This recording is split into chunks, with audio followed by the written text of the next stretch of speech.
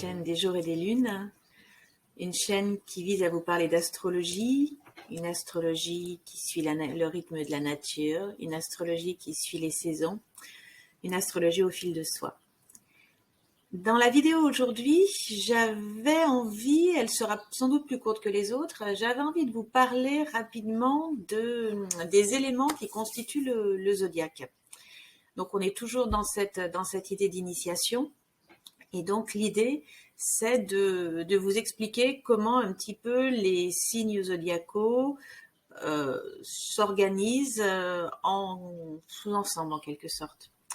Donc petit rappel bien sûr, le zodiaque, je crois que vous le savez maintenant, c'est 10 planètes, c'est 12 signes, c'est 12 maisons et ce sont donc 4 éléments.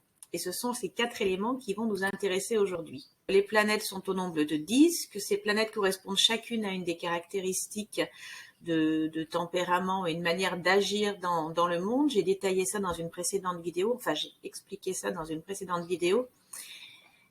Et chaque planète se retrouve à avoir la maîtrise d'un signe et d'une maison, comme nous le montre ici la roue. Mais on va s'intéresser maintenant plus particulièrement aux éléments. Ça vient de l'Antiquité, comme beaucoup de choses et comme le zodiaque notamment.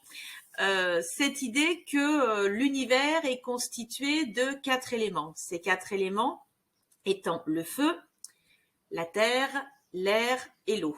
Je vous les donne ici dans le sens zodiacal, sachant que si vous allez sur mon site, vous trouverez plus de précisions dans un article avec justement la manière dont les philosophes antiques ont donné parfois la priorité à un élément par rapport à l'autre. En tout cas, dans la roue zodiacale, le premier élément qui apparaît, c'est l'élément feu. Donc l'élément feu, c'est l'élément qui est associé au signe du Bélier, au signe du Lion et au signe du Sagittaire. L'élément feu, le feu, c'est l'énergie, c'est la créativité, c'est l'enthousiasme, c'est l'optimisme aussi. On peut donc dire que les signes qui relèvent de cet élément feu vont chacun à leur manière montrer ces caractéristiques-là.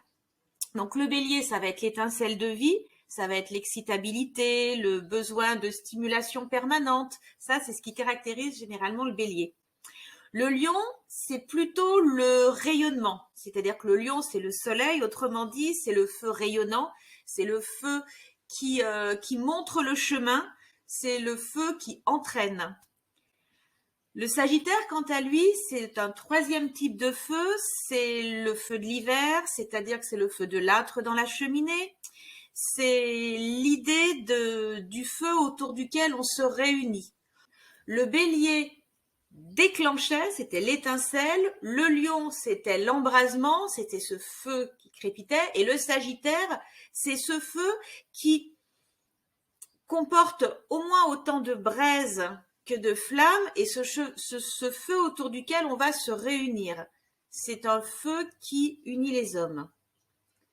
Voilà pour l'élément feu. L'élément terre qui succède à l'élément feu, c'est autre chose. Le feu, c'est l'énergie, comme on l'a dit, c'est la créativité. La terre, succédant d'ailleurs au feu, la terre, ça va être l'enracinement. La terre, c'est la patience, c'est le réalisme, c'est la lucidité aussi, c'est la raison. Dans les signes de terre, il y a une volonté de construire. Les signes de feu sont des signes masculins, les signes de terre sont des signes féminins. C'est-à-dire que les uns vont de l'avant, les deuxièmes vont stabiliser. Alors, chez ces 3 signes, ça va se manifester de manière différente. La terre du taureau, ça va être une terre d'abondance, ça va être une terre de fertilité, c'est la terre que l'on ensemence, c'est la terre du printemps. La terre de la Vierge, c'est au contraire la terre de la fin de l'été. Elle est asséchée par le soleil, elle a donné son maximum à travers les récoltes et maintenant cette terre, elle est à travailler, à préparer pour pouvoir envisager les récoltes de la saison prochaine.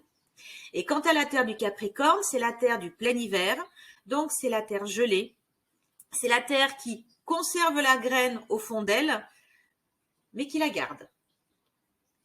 Donc voilà pour les deux premiers éléments, l'élément feu, l'élément terre.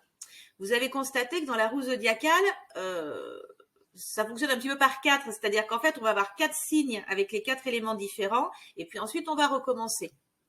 Donc, nous avons vu le bélier feu, nous avons vu le taureau terre. Maintenant, nous passons à l'air avec les gémeaux. Donc, l'élément air, lui, c'est ce qui relie les hommes. Le feu a amené la création, la terre a amené l'enracinement, l'air va être la respiration. La respiration en ce sens que c'est l'air qui circule. L'air, c'est la sociabilité, c'est la communication, c'est la reliance les uns aux autres. Alors, l'air du Gémeaux, ça va être l'air de l'expression. Vous savez, c'est le bébé qui déplie ses poumons et c'est le premier cri qui est poussé pour s'exprimer et dire je suis là, j'existe. L'air de la balance, c'est l'air de l'échange, c'est l'air de la communication en ce sens qu'il y a échange des idées, c'est la prise en compte de l'autre. Et alors l'air du Verseau, c'est la bourrasque, hein, c'est-à-dire que c'est l'air qui va se diffuser sur le monde. En quelque sorte, on a une espèce d'entonnoir qui va en grossissant, quoi. C'est-à-dire qu'on est sorti de la bouche avec le Gémeaux, on est allé vers l'autre, et là maintenant, on englobe tout avec l'air du Verseau. Dernier élément qui va donc conclure nos 4 éléments, l'élément eau.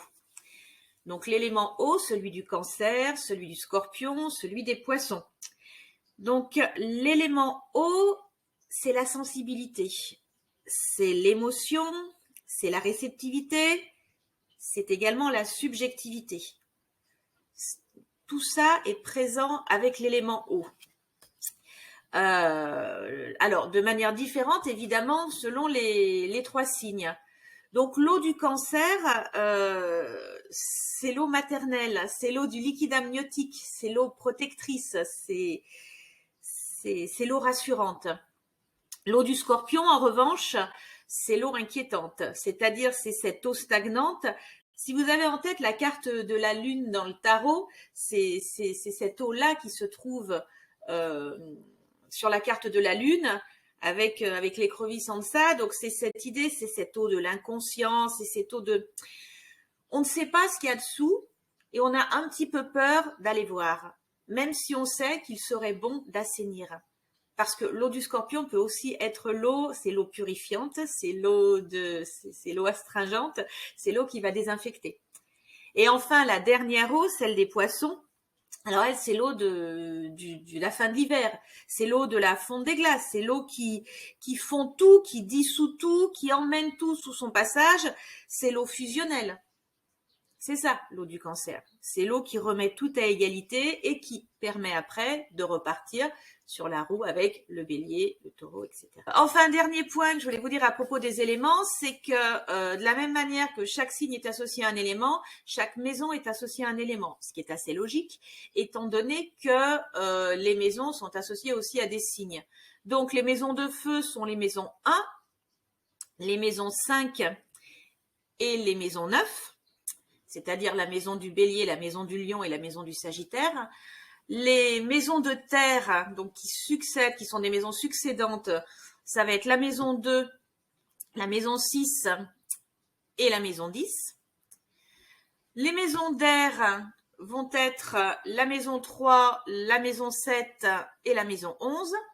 Et enfin, les maisons d'eau vont être la maison 4, la maison 8 et la maison 12. J'espère que cette petite vidéo vous aura un tout petit peu éclairé sur ces éléments. Je voulais juste rappeler que, encore une fois, on n'est pas d'un signe et uniquement de ce signe. Enfin, sauf exception, il est très rare qu'on soit d'un même signe, d'un même ascendant, avec toutes ces planètes dans le même signe et toutes ces... On a forcément des maisons qui vont être déjà dans d'autres signes. On ne peut pas tout avoir assemblé dans le même signe. Donc, dans son thème astral, on a un peu de chacun de ces éléments. Mais on les a dans un dosage plus ou moins varié. C'est-à-dire que quelqu'un pourra avoir beaucoup de terre, un peu d'air, très peu d'eau et de feu. D'autres auront des éléments qui seront assez harmonieusement répartis. Encore une fois, le tout, c'est de les connaître parce que c'est ainsi qu'on peut interagir et qu'on peut mieux se comprendre. Je vous remercie de m'avoir écouté et je vous dis à très vite.